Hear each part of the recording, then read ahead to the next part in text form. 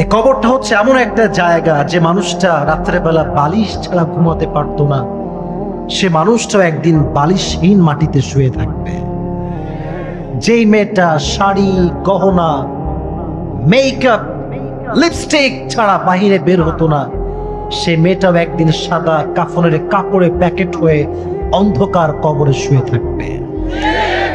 গুলশানের ফ্ল্যাটে থাকা যেই যুবক ঠান্ডা এসি ছাড়া রাতের বেলা ঘুমাতে পারতো না, লাইট দাও, এসি দাও, ফ্যান দাও, ঠান্ডা ছাড়া ঘুমাতে পারি না, সেই যুবকটা একদিন অন্ধকার মাটির নিচে গরমের ভেতরে শুয়ে থাকবে। যে মানুষটা একাকিত্ব ভয় করত, একা থাকতে পারত না। অনেক মেয়ে একা থাকতে পারে না, অনেক ছেলে একা থাকতে পারে না, তারা ভয় পায়। মা তুমি আমার কাছে ঘুমাও, বাবা তুমি আমার কাছে ঘুমাও। এবং অনেক মানুষকে আমি দেখি যারা রাস্তা দুইটা আছে, এক হচ্ছে গোরস্থানের রাস্তা, আর এক হচ্ছে নর্মাল রাস্তা। নর্মাল রাস্তা অনেক লম্বা, গোরস্থানের রাস্তা খুবই শর্ট। বলে আমি গোরস্থান দিয়ে যাব, ভয় লাগে। সত্য কথা হচ্ছে যে কবরস্থানকে আপনি আজকে ভয় পাচ্ছেন, কালকে সেটাই হবে আপনার শেষ ঠিকানা। This is the reality. এটাই তো কবর। আজকে এত আয়োজন, ভালোবাসি তোমারে, তোমার ছাড়া বাঁচবো না, তুমি আমার সব। কালকে মরে যাও, তোমার ভালোবাসার মানুষ তোমাকে ভুলতে 1 মিনিটও সময় লাগবে না। এটাই হচ্ছে সেই কবর। তবে কবরের জীবন নিয়ে কথা বলার আগে আমি আপনাদের সবাইকে একটা কল্পনার জগতে নিয়ে যেতে চাই। কল্পনা করেন, আমার চেহারার দিকে তাকান, আমার চোখে চোখ রাখেন, আর এই যে আমার বাক্যগুলো বের হচ্ছে, এটা হৃদয়ে বসিয়ে একটা অনুভূতির জগতে আসেন। Feel it, try to feel it. একটু অনুভব করেন যে গাজীপুর এই কাপাসিয়ার থেকে আপনি বের হয়েছেন, গাজীপুর চৌরাস্তায় যাবেন এই উদ্দেশ্যে। রাস্তায় যাচ্ছেন, you are riding the bike or you are driving the car. আপনি হয়তো বাইকে আছেন, অথবা আপনি কার নিয়ে যাচ্ছেন, অথবা আপনি অটোতে আছেন। যাচ্ছেন মনের খুশি, কারো কানে হেডফোন, কেউ গান শুনছে, কেউ কথা বলছে, আপনিও যাচ্ছেন। হঠাৎ করে ঠিক সামনের একটা ব্রিজ আছে, আপনাদের একটা ট্রাক আসলো, এমন জোরে আপনার বাইকে ধাক্কা দিল, একটা ধাক্কায় আপনি উল্টে পড়লেন, এবং ঠিক আপনার হেডের রাইট সাইড যে পাকা আছে রোডের এসে লাগে। সঙ্গে সঙ্গে গল গল গল গল করে রক্ত বেরোনো শুরু, রক্ত পড়ছে, and you are senseless. আপনার কোনো জ্ঞান নাই, অজ্ঞান হয়ে গেছে। সবাই আপনাকে ধরেছে, and people are taking you to the hospital. এই চলো, একে নিয়ে চলো, অবস্থা খুবই dangerous, he is going to die very soon. চলো চলো চলো, অ্যাম্বুলেন্স ডাকুন। সবাই আপনাকে ধরে মেডিকেল মেডিকেল মেডিকেল মেডিকেল। হঠাৎ করে আপনার চোখ খুলেছে, দেখছেন আপনি এখন যে রুমে আছেন, পুরো রুমটা সাদা। এই রুমটাকে বলা হয় ICU. This is the last stage of life.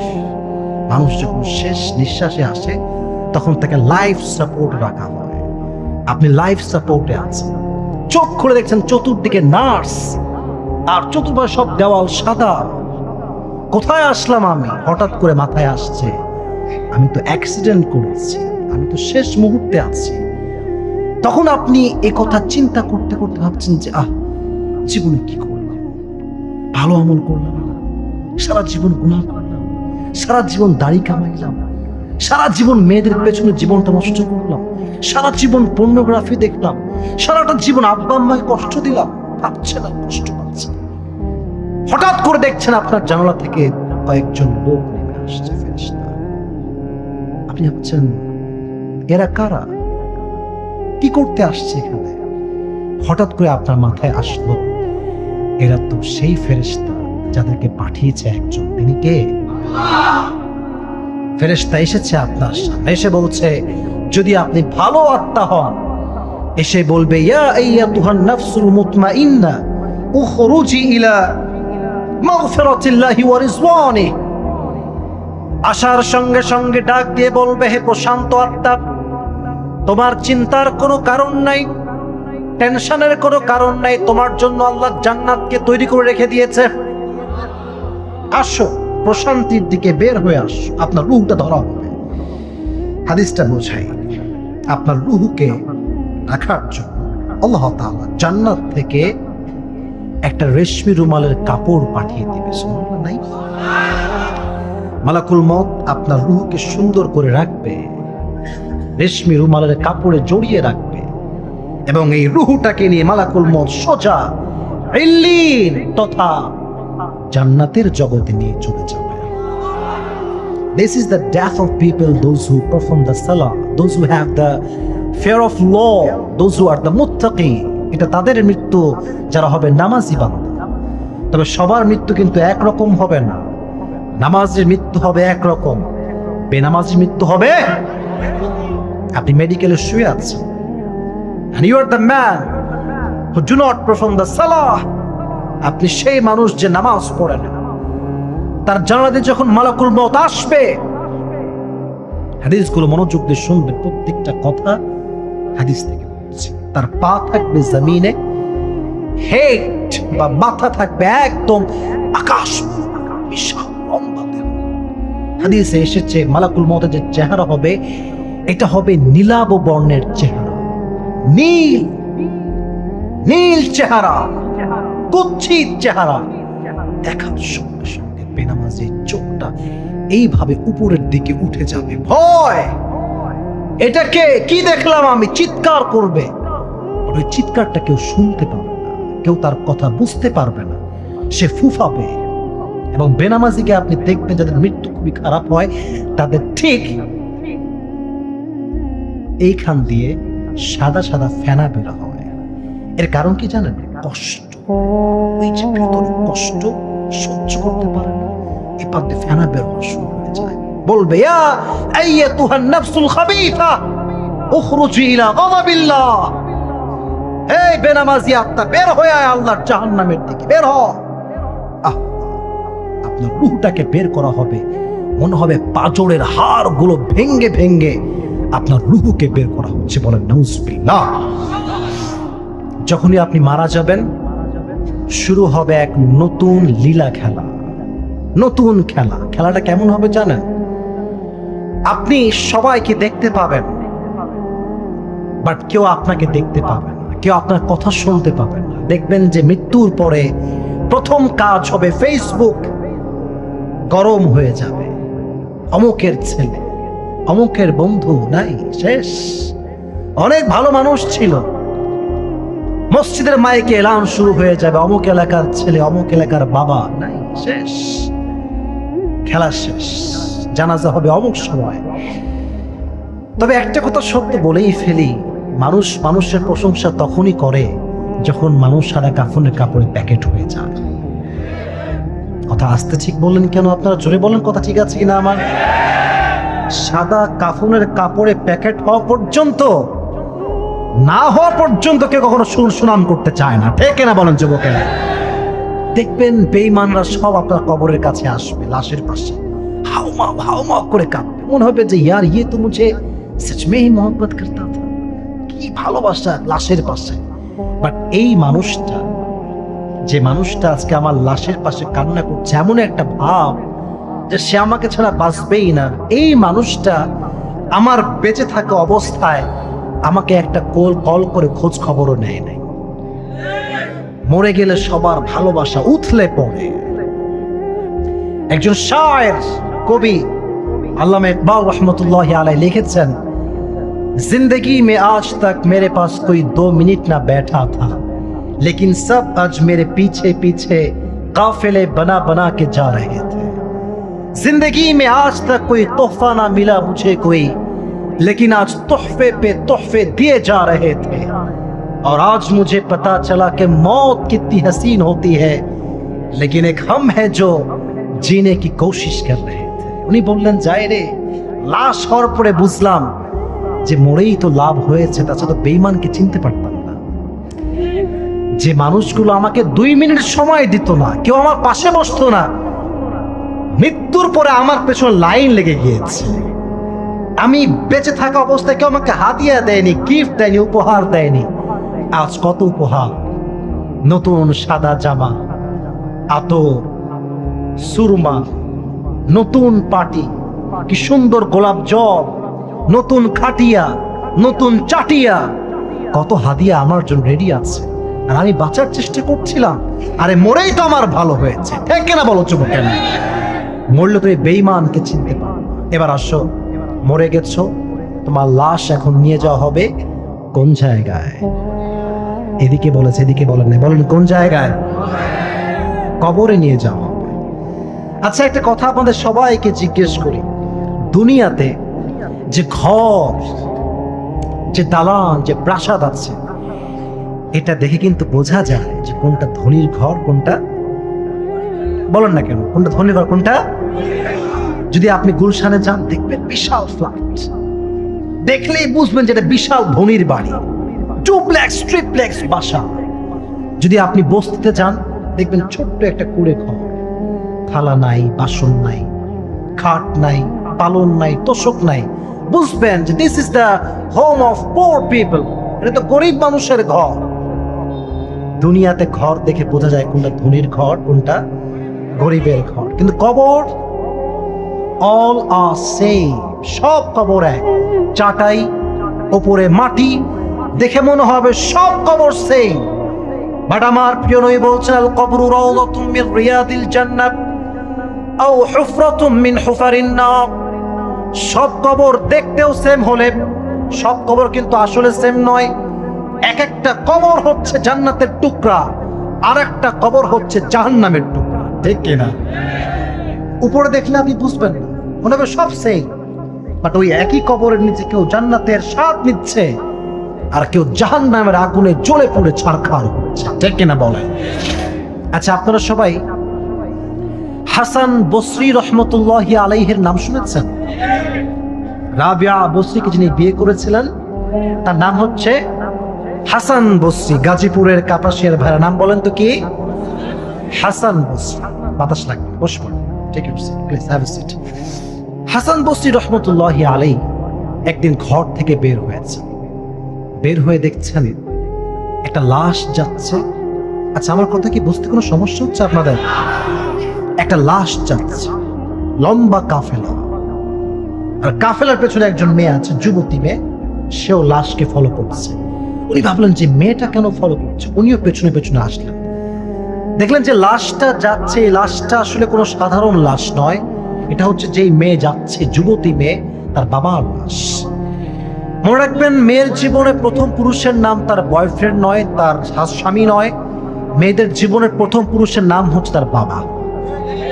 বাবা হচ্ছে মেয়ের জন্য সবচেয়ে ভালোবাসার জায়গা, ভরসার জায়গা। তো মেয়েটা লাশের পেছনে যাচ্ছে, হাসান বস্তি তার পেছনে আছে। হাসান বস্তি দেখছে যে মেয়েটা বলছে, আব্বা, আজ তোমার উপরে এমন একটা দিন এসেছে যেই দিন এর আগে কখনো আসে নাই। বাবা, আজ তোমার উপরে এমন একটা কষ্টের সময় এসেছে যে কষ্টের সময়টা এর আগে কখনো আসে নাই, এবং আমি তোমার মেয়ে, আমার উপরে যে পাহাড় ভেঙে পড়েছে, যে কষ্টে আমি আছি, এই কষ্ট আমি কখনো পাই নাই। তো হাসান বসরি বলছে, মা এদিকে আসো, তুমি যে প্রথম কথা বলেছিলে এটাই ঠিক ছিল, দ্বিতীয় কথা এটা আসলে বলা ঠিক হয়নি, কারণ আজ কষ্ট তোমার নয়, আজ সব কষ্ট তোমার বাবার হবে। কেন হবে? বলছে, তোমার বাবা যদি বেনামাজি হয়, তার কবর হবে জাহান্নামের টুকরা, আর যার কবর হয় জাহান্নামের টুকরা, তার কষ্টের জন্য আর কিচ্ছু লাগবে না। ঠিক আছে না যুবক ভাইয়েরা? তো তুমি প্রথম কথায় রিপিট করো, আব্বা জান, আজ যেই দিন আপনার উপরে এসেছে এই দিন কখনো আর আসে নাই। আজ যে কষ্ট আপনার উপরে নামতে পারে, এই কষ্ট আপনার জীবনে এর আগে কখনো আসে নাই। যাও, তুমি তোমার বাসায় যাও। মেয়ে তার বাসায় চলে গিয়েছে। হাসান বসরি রহমতুল্লাহি আলাইহি দ্বিতীয় দিন সে কবরের পাশ দিয়ে যাচ্ছেন, হঠাৎ করে চোখ পড়েছে, দেখছো ওই মেয়েটা কবরের উপরে মুখ থুবড়ে পড়ে আছে। বাবার কবরে, আমার দিকে তাকান, দুটো হাত এমনি দিয়েছে, এই যে গালের চোয়ালটা আছে বাবার কবরে এমনি লাগাই দিয়েছে, আর হাউমাউ করে কান্না করছে, আর বলছে, আব্বা জান, ও আব্বা জান, কাল যখন আপনি ঘুমাতে চাচ্ছিলেন আপনাকে মশা কামড়াচ্ছিল, আমি তো ধোঁয়া জ্বালিয়েছিলাম, কাল যখন আপনার গরম লাগছিল ঘুমানোর সময়, আমি আপনাকে বাতাস করেছিলাম। কালকে যখন আপনার অন্ধকারে ভাল লাগছিল না, আমি আপনাকে আলো দিয়েছিলাম। কাল যখন রাতে আপনি ক্ষুধার্ত ছিলেন, আমি আপনাকে ভাত দিয়েছিলাম। আজকে আপনার কবরে কে ভাত দিচ্ছে? আজকে আপনার কবরে কে লাইট দিচ্ছে? আজ আপনার কবরে কে আপনাকে খাওয়াই দিচ্ছে? আব্বাজান, আমি তো আজকে আপনার কবরে নাই, আমি তো আপনার সঙ্গে নাই। এই কথা বলছে, চিৎকার করে কান্না করছে। হাসান বসছে তার কাছে গিয়ে, এই মা থামো থামো, কান্নাকাটি করো না, থামো থামো। তুমি যে কথাগুলো বলছো এই কথাগুলো না বলে এই কথা বলো যে আব্বাজান, কালকে তো আপনাকে আমরা কেবলামুখী করে দাফন করেছিলাম, আপনার লাশ কি এখন কেবলামুখী আছে? তুমি বলো আব্বাজান, কালকে তো আপনাকে সুন্দর নতুন কাফনে দাফন করেছিলাম, সে কাফন কি আজও সুন্দর আছে? আব্বাজান, কালকে তো আপনাকে সুন্দর দেহের সঙ্গে দাফন করেছিলাম, সেই দেহের গোস্ত কি আজও তেমন সুন্দর আছে? তুমি এইটা জিজ্ঞেস করো। কারণ যে বেনামাজি হবে, যে বেঈমান হবে, যে কাফের হবে, তাকে কবর দেওয়ার সঙ্গে সঙ্গে তার মুখটা কেবলা মুখের থেকে ফিরে যাবে। ঠিক কিনা বলেন যুবকে? তুমি এইটা জিজ্ঞেস করো যে বাবা, তোমার কেবলামুখী মাথা আছে তো? তোমার কাফন ঠিকঠাক আছে তো? তোমার দেহের গোস্ত অবশিষ্ট আছে তো? তুমি এইটা জিজ্ঞেস করো, খাওয়ার কথা জিজ্ঞেস করো না। কারণ এই জগৎ, এখানে কোনো খাওয়া হয় না। এখানে এমন একটা জগৎ, কিয়ামতের দিন পর্যন্ত হয়তো কেউ আরামের ঘুম ঘুমাবে, অথবা কেউ জাহান্নামের আগুনে পুড়ে ছারখার হবে। ঠিক কিনা বলেন? এবার আসেন, কবরে রাখার পরে আমাদেরকে প্রথমে কয়টা প্রশ্ন করা হবে? আমরা সবাই জানি 3টা, বাট কবরে কিন্তু মূলত প্রশ্ন করা হবে কয়টা বলেন তো দেখি আপনারা? 4টা। আমি বোঝাই দিচ্ছি। এই ডান পাশে কয়েকজন যুবক 1জন 2জন কথা বলছো মাঝে মাঝে, এই দুপুর খারাপ কথা বলবো না, খবরদার। আমি কিন্তু শুনতে পাচ্ছি মাঝে মাঝে কথা, ঠিক আছে না যুবক ভাইরা? মাঝে মাঝে এখানে সাউন্ড আসছে, তাকবীর দেন, লিল্লাহি তাকবীর। প্রথম প্রশ্ন হচ্ছে, রাখার সঙ্গে সঙ্গে প্রশ্ন করা হবে, মা রব্বুক, হু ইজ ইউর লর্ড? বলেন তো রব কে? আল্লাহ আমার রব। দমে দমে তুমু যেন তারি অনুভব। ঠিক না বলেন? তোমার দুনিয়াতে আমি যেদিকে তাকাই, অথই নিয়ামতে ডুবে আছি সবাই। পাখ পাখালির কণ্ঠে শুনি তাসবিহ কল রব, তাসবিহ কল রব। পড়েন, আল্লাহ আমার রব। দমে দমে তুমু যেন তারি অনুভব। ঠিক না বলেন? রব হচ্ছে একজন, তিনি কে? 2 নাম্বার প্রশ্ন হচ্ছে, ওমান নাবিয়্যুক, হু ইজ ইওর প্রফেট? তারিফু হাযার রাজুল, do you know who is this person? তুমি কি ব্যক্তিকে চেনো? যাদের মুখে দাঁড়িয়ে আছে তারা বলবে হ্যাঁ চিনি, নবিয়ুনা মুহাম্মাদুর রাসূলুল্লাহ সাল্লাল্লাহু আলাইহি ওয়াসাল্লাম। ওয়া মা দীনুক? Last question, what is your religion? ধর্মের নামটা কি বলেন তো সবাই? ইসলামকে অ্যাজ এ রিলিজিয়ন পেয়ে আমরা সবাই খুশি না বেজার? মন খুলে পড়েন আলহামদুলিল্লাহ। 3টা প্রশ্ন শেষ। Now the question will be just for test. এটা হবে পরীক্ষা করার জন্য যে তুমি কি আসলে নকল করে পাশ করেছো, নাকি তুমি সত্যি ইমানদার ছিল। সুবহানাল্লাহ পড়লেন না আপনারা সবাই? আচ্ছা, ফেরেশতা বলবে যে আরে তুমি এত কিছু জানো মানে? প্রত্যেকটা প্রশ্ন কাট কাট জবাব। মাইল মুখ, what is the source of your knowledge? How do you know that your Lord is Allah, your prophet is Muhammad, and your religion is Islam? How do you know that? What is the source of your knowledge? তোমার জ্ঞানের উৎস কোথায়? বলেন না কেন? কোরআন থেকে আমি শিখেছি, জেনেছি, আমি নকল করি নাই। কারণ কবর হচ্ছে এমন একটা জায়গা যেখানে নকল করার কোনো সুযোগ থাকে না। ঠিক কেনা বলো যুবকেরা? এবার দেখেন ফয়সালা, শুনুন ফয়সালা। আমি কিন্তু স্টেপ বাই স্টেপ কথা বলছি। ফয়সালা কি হবে দেখেন, যখনই আপনি উত্তর করে ফেলেছেন, ফেরেশতা বলবে মাশাআল্লাহ, মারহাবা মারহাবা, নাম কানাউমিল আরুজ, নাম কানাউমিল আরুজ। You have nothing to be depressed. তোমার টেনশনের আছে কোনো কারণ নাই।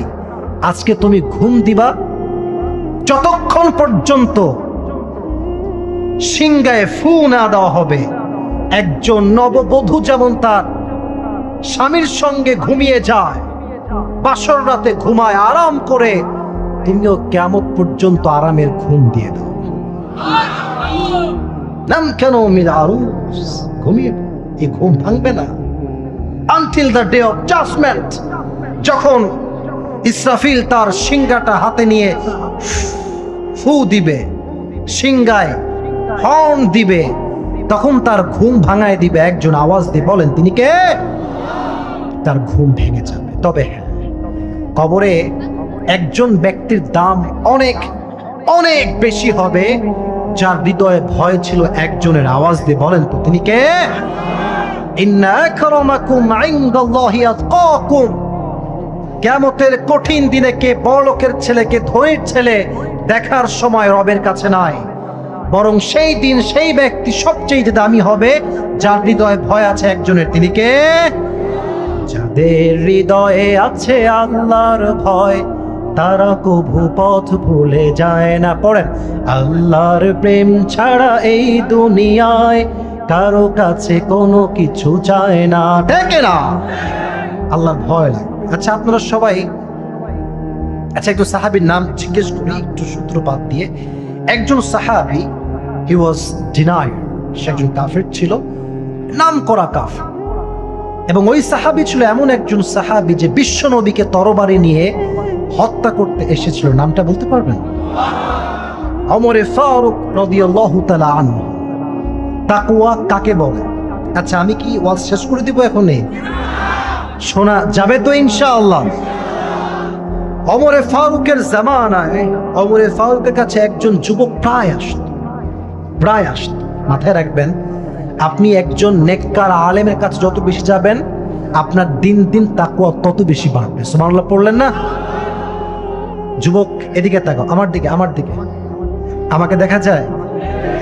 মাথায় রাখবা, যার সার্কেল ভালো তার জীবন ভালো, যার সার্কেল খারাপ তার জীবনটা খারাপ। তোমার গাঁজাখোর বন্ধু যদি হয়, তুমিও গাঁজা খাবে।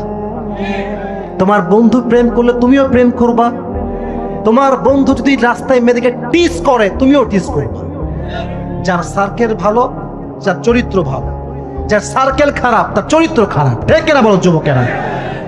তো ওই যুবক অনেক মুত্তাকি ছিল, ওমরে ফারুকের কাছে প্রায় সময় আসতো।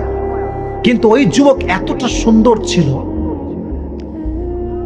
ওই এলাকার একজন যুবতী মেয়ে ওই যুবকের জন্য বড্ড পাগল ছিল, তাকে পাওয়ার জন্য দিন রাত চেষ্টা করত। বাট যার হৃদয়ে আল্লাহর ভয় আছে, সে কখনো কোনো মেয়ের খপ্পরে পড়তে পারে না, ঠিক কিনা? তো মেয়েটা অনেক ছলে বলে কৌশলে যুবককে একদিন পটিয়ে ফেলেছে, একদম পুরো গ্রাস করে ফেলেছে। তো যুবককে বলেছে, তুমি অমুক দিন অমুক রাতে, কথা কি বোঝা যায়, আমার বাসায় আসবা। এটা কিন্তু হাদিস থেকে বলছে। হায়াতে সাহাবা এই ঘটনা আছে, তাফসীর ইবনে কাসির এই ঘটনাটা আছে। তো বলছে, ঠিক আছে আমি আসবো তোমার কাছে, কোনো সমস্যা নেই। তো যুবক তো আল্লাহকে এমনিতেই ভয় পায়, বাট শয়তানের কুমন্ত্রণা চলে গিয়েছে মেয়ের কাছে। তো মেয়ে যখন গেট খুলেছে, আমার দিকে তাকান, এটা হচ্ছে মেয়ের চৌখাট, দরজা, এখানে এন্ট্রি, প্রবেশ রাস্তা। যুবক ডান পা মেয়ের পাশায় রাখবে। ইন দ্য মিন টাইম একটা আয়াত স্মরণ আসছে, ইন্নাল্লাযীনা ইত্তাকাউ ইযা মাসসাহুম তাইফুম মিনাশ শাইতানি তাযাক্কারু ফাইযা হুম মুবসিরুন। আয়াতের তরজমা হলো, যখন কোনো বান্দা আল্লাহকে ভয় করে এবং শয়তানের কুমন্ত্র তাকে গ্রাস করে ফেলে, তাযাক্কারু, সঙ্গে সঙ্গে সে স্মরণ করে এক সত্তাকে, তিনি কে? আর আল্লাহকে স্মরণ করার সঙ্গে সঙ্গে তার ঈমানের যে চোখটা আছে, আল্লাহ তার চোখটাকে খুলে দেয়। সুবহানাল্লাহ পড়েন। এই আয়াতটা হৃদয়ে স্মরণ আসার সঙ্গে সঙ্গে যুবকটা ওই চৌখাটে ওই পাশে না পড়ে বাহিরে অজ্ঞান হয়ে পড়ে গেছে, বাহিরেই পড়ে গেছে। ওই মহিলা দৌড় দিয়ে, সে ওঠো ওঠো, গেট আপ গেট আপ, ওঠো ওঠো, সে আর ওঠে না। মহিলা তো ভয় পেয়ে গেছে, আরে যুবক মনে হয় মারাই গেছে, এর তো কোনো হায়াত নাই। এবার একে ডেড বডি মনে করে ওই মহিলা এবং তার যে দাস দুইজনে মিলে যুবকের দেহটাকে তার বাড়ির সামনে রেখে আসছে। তার বাবা যখন সকালবেলা দেখছে আমার সন্তানের বাহিরে দেহ পড়ে আছে, পানি দিচ্ছে, বাবা ওঠো, বাবা ওঠো। হঠাৎ করে যুবক চোখ খুলেছে, আব্বা জান কি হয়েছে তোমার? যুবক শুধু একটা আয়াত পড়েছে, ইন্নাল্লাযীনা তাকাউ ইযা মাসসাহুম তায়ফুম মিনাশ শাইতান তাযাক্কারু ফাইযা হুম মুবসিরুন। বাবা সঙ্গে সঙ্গে সব কাহিনী বুঝে গেছে। এই কথা বলে যুবকটা কালেমা পড়তে পড়তে বিদায় নিয়েছে। সুবহানাল্লাহ। তো আসতে পড়লেন আপনারা।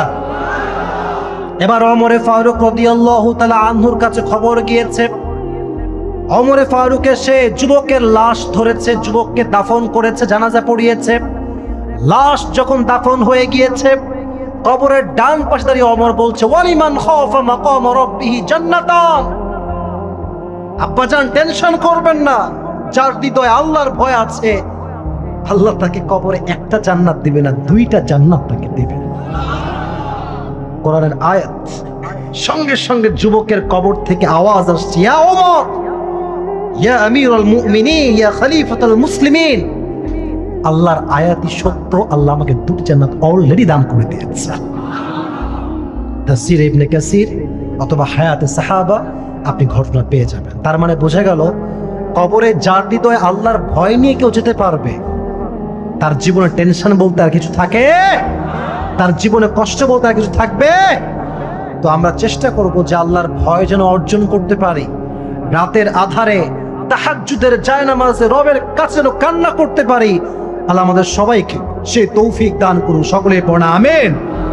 তাহলে কবরে যাওয়ার পরে ধাপ হবে দুইটা। Number 1 is paradise. Number 2 is hellfire. And what is the definition of success? Allah has mentioned in this Quran. فَمَنْ زُحْزِحَ عَنِ النَّارِ وَأُدْخِلَ الْجَنَّةَ فَقَدْ فَازَ। যে ব্যক্তি নিজের নামকে জাহান্নামের খাতার থেকে কাটাতে পেরেছে, জান্নাতের খাতায় নাম লেখাতে পেরেছে, তার মতো সফল আর কেউ হতে পারে না। সুবহানাল্লাহ পড়লেন না আপনারা সবাই? এটাই হচ্ছে সফলতার মূল সংখ্যা। এবার জাহান্নামী যে হবে তার ফয়সালা কেমন হবে মনোযোগ দিয়ে শুনবেন। সময় আছে না, আরো বলা যাবে না ইনশাআল্লাহ? সবাই দুটো হাত তোলেন, আমি তাকবীর দিব, আপনারা আমার সঙ্গে তাকবীর দিবেন। দুটো হাত এভাবে, এই যে কই কই, এই যে মুঠো করেন, হাত হাত মুঠো করে। হ্যাঁ, লিল্লাহি তাকবীর, আল কোরআনের আলো, আল হাদিসের আলো, কোরআন হাদিস যেখানে, আলেম ওলামা যেখানে।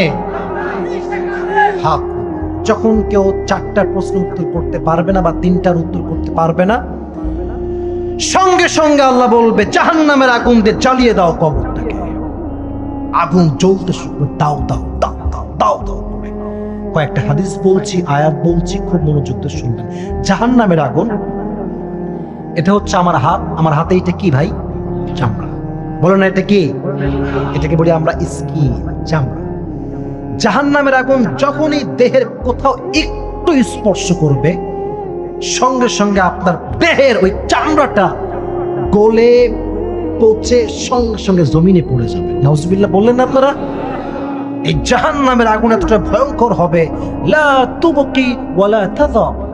The fire of hell will not leave them alive, nor will it leave them dead. আপনাকে না মারবে না বাঁচাবে, জীবন শেষ আপনার। এখন প্রশ্ন একটা যুবকদের, যে হুজুর আপনি বললেন চামড়া খসেই পড়ে যাবে, যদি চামড়া খসেই পড়ে যায় তাহলে আবার কবরে আযাব কেমন করে হবে? প্রশ্ন আছে না নাই? কথা বুঝতে পেরেছেন আমার প্রশ্নটা? বুঝতে পারছেন? চামড়া তো গায়েব হয়ে গেল, চামড়াই তো আমার নাই, আমার শাস্তি আবার কিয়ামত পর্যন্ত কেমন করে হবে? কোরআনে আল্লাহ বলছেন, কুল্লামা নাদিজাত জুলুদুহুম বাদদালনাহুম জুলুদান গায়রাহা লিয়াযুকুল আযাব। যতবার বান্দার চামড়া জাহান্নামের আগুনে পুড়ে জমিনে পড়ে যাবে, ততবার তার চামড়াকে নতুন করে আবার জোড়া লাগিয়ে দিবে একজন, তিনি কে? When the skin will be finished by the fire of hell, Allah will change his skin again and again so that Allah can punish him more. যতবার আপনার চামড়া পুড়ে যাবে ততবার নতুন চামড়া লাগিয়ে দিবে একজন। আওয়াজ দিয়ে বলেন তো তিনি কে? নাযাআতাল লিশাওয়া, চামড়াকে একদম গলিয়ে পুচে ছারখার করে দিবে। এটা হচ্ছে সেই জাহান্নামের আগুন, কবরের আগুন। আল্লাহ এই জাহান্নামের আগুন থেকে আমাদের সবাইকে হেফাজত করুন। সকলে পড়ুন আমিন। এই জাহান্নামের আগুন থেকে যদি মুক্তি পেতে চান, চোখের একটা পানি, আপনার এক ফোঁটা পানি যখন বান্দা চোখ থেকে ফেলায়, তার নাকের ডগায় পানি আসার আগেই আল্লাহ তার জীবনের সমস্ত গুনাহ খাতাকে মাফ করে দেয়। সুবহানাল্লাহ পড়েন। এজন্য কবরের আগুন থেকে বাঁচার জন্য আমরা সকলেই চেষ্টা করব, তাহাজ্জুদের নামাজ পড়ব, বেশি বেশি দোয়া করব, আর 4টা জিকির বেশি বেশি পাঠ করব। সকলেই পড়েন সুবহানাল্লাহ। এত আস্তে, শেষ ভালো যার। আপনারা কিন্তু কঠিন শ্রোতা, আমি যে ওয়াজ করে আজকে শান্তি পাই সেটা আমার আজীবন মনে থাকবে। এত মনোযোগ, এত সুন্দর পিন পতন নীরবতা আপনারা দিয়েছেন আমাকে। I am really grateful. Thank you so much. আল্লাহ আপনার সবাইকে নেক হায়াত দান করুন। আমিন। শেষ ভালো যার। তাহলে আমার সঙ্গে সকলে 4টা জিকির পাঠ করেন। সুবহানাল্লাহ। সকলেই পড়েন আলহামদুলিল্লাহ। সকলেই পড়েন লা ইলাহা ইল্লাল্লাহ। এবার আরো মন প্রাণ উজাড় করে সকলেই পড়েন আল্লাহু আকবার। আলা বিযিক্রিল্লাহি তাতমাইন্নুল কুলুব। যদি তুমি তোমার হৃদয়ে প্রশান্তি খুঁজে পেতে চাও, জিকির করতে হবে একজনের। তিনি কে? এই 4টা জিকির বেশি বেশি পাঠ করবেন তো ইনশাআল্লাহ। আর একটা আমল শিখাই দিয়ে যাই প্রত্যেক দিন। আচ্ছা, এই যে শেষ নামাজটা পড়ে আমরা এই মাহফিলে বসেছি, এই নামাজটার নাম ছিল কি? আয়েশা। যখন ঘুমাতে যাবেন বা এশারের নামাজের পরে সকলেই সূরা মুলক পড়ে ঘুমাবেন। মানিআতুম মিন আযাবিল কবর। যে ব্যক্তি প্রত্যেক দিন সূরা মুলক তেলাওয়াত করে, তার মৃত্যুর পরে তার কবরে কোনো আযাব আল্লাহ দিবেন না। সূরা মুলক সকলে পড়বেন তো ইনশাআল্লাহ। নাও দ্য কোয়েশ্চেন ইজ যে হুজুর আমি তো পড়তে অত ভালোভাবে পারি না, আমার এক পৃষ্ঠা পড়তে 10 মিনিট লেগে যায়, অনেক সময় মুড হয় না। আপনাদের মোবাইল ফোন আছে না? আছে না? আছে না? আছে না? সুন্দর করে বেডের পাশে মোবাইল ফোনটা রেখে দিয়ে সূরা মুলক ছেড়ে দিবেন। যতক্ষণ শেষ না হবে জেগে থাকবেন। যখনই শোনা শেষ, শুনে 3টা কুল পড়বেন। সূরা ইখলাস, সূরা ফালাক, সূরা নাস। 3টা কুল পড়ে মাসাজ করবেন, ঘুমিয়ে যাবেন। একে তো আপনি মৃত্যুবরণ করলে কনফার্ম জান্নাতি, দ্বিতীয়ত আপনাকে যদি কোনো শয়তান প্রভাবিত করতে চায় বা জিন স্পর্শ করতে চায়, আল্লাহ আপনাকে নিরাপত্তা দেওয়ার জন্য স্পেশাল ফোর্স, দ্যাট মিনস আপনার জন্য স্পেশাল ফেরেশতা আল্লাহ নিযুক্ত করে দিবেন। তাহলে সকলেই রাতের বেলা ঘুমানোর আগে সূরা মুলক তেলাওয়াত করবেন তো ইনশাআল্লাহ। 3 কুল পড়ে ঘুমাবেন তো ইনশাআল্লাহ। এবং সর্বশেষ কবরের আযাব থেকে বাঁচার জন্য আমি যে কথাটা বলতে চাই, মনোযোগ আছে সবার? এটা কি আমের লোকরা কয়টা লোক? এটা কি ভাই?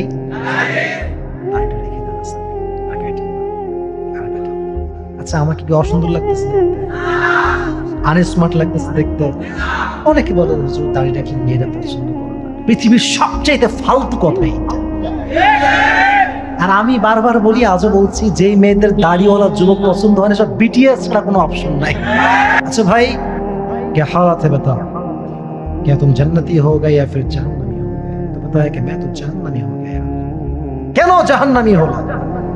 বলছে আমি যখন কবরে আমাকে রাখা হলো, বিশ্বনবীর সঙ্গে আমার সাক্ষাৎ, নবীজি আমার পাশে দাঁড়ালেন। আমি বললাম এই লোকটা কে, এত সুন্দর দেখতে, কই থেকে আসছে, কে? উনি বললেন এই যুবক, তোমার চেহারাটা আমার চেহারার মতো না। আমি বুঝলাম না এর অর্থটা কি। এর অর্থ হচ্ছে নবীজি বুঝিয়েছেন আমার চেহারায় দাঁড়িয়ে আছে, তোমার চেহারায় দাঁড়িয়ে নাই। So you're not like me. You don't have the beard, I have the beard. So you're not like me. তুমি তো আমার মতো নও, তোমার জন্য জান্নাত হবে না। মনে রাখবেন, এটা শুধু জিলাপি খাইলে নবীর আশিক হওয়া যায় না। শুধু মিলাদ পড়লে নবীর আশিক হওয়া যায় না। নবীর আশিক হতে হলে চাপদারির মাধ্যমে প্রমাণ দিতে হয় যে মানুষকে নয়, আমি আর নবীকে সবচেয়ে বেশি ভালোবাসি। তোমার চেহারা আমার মতো নয়। যদি আমি মরে যাই কালকে, বা এই যে যুবকগুলো আসছো তোমরা দাড়ি ছাড়াই মরে গেলে, মনে করো যে তুমি কালকেই মরে গেলে, তোমার ক্লিন শেপ কবরে রাখা হলো। নবীজি বলল, যুবক তুমি তো আমার মতো নও, তুমি তো আমার মতো হয়ে আসতে পারো না। কি জবাব দিবে? কি জবাব আছে তোমার কাছে? এজন্য নিয়ত করে ফেলো আজ থেকে যে কবরে যেহেতু আমরা শান্তিতে থাকতে চাই, আজ থেকে দাঁড়িয়ে আর কাটবই না ইনশাআল্লাহ। জোরে তো শুনতে পারলাম না ইনশাআল্লাহ। জোরে সোরে হাতটা তুলে বলেন তো ইনশাআল্লাহ। হাত রাখেন, হাত রাখেন, হাত রাখেন, হাত উপরে রাখেন, উপরে রাখেন, উপরে রাখেন। বলেন যে হুজুর, জোরে সোরে বাঘের বাচ্চার মতো বলেন, হুজুর আজ থেকে আমরা নিয়ত করছি কখনো দাড়ি আর কাটবো না। জোরে বলেন ইনশাআল্লাহ। আল্লাহ কবরে যাওয়ার আগে সবাইকে দাড়ি নিয়ে কবরে যাওয়ার তৌফিক দান করুন। সকলে পড়া আমিন।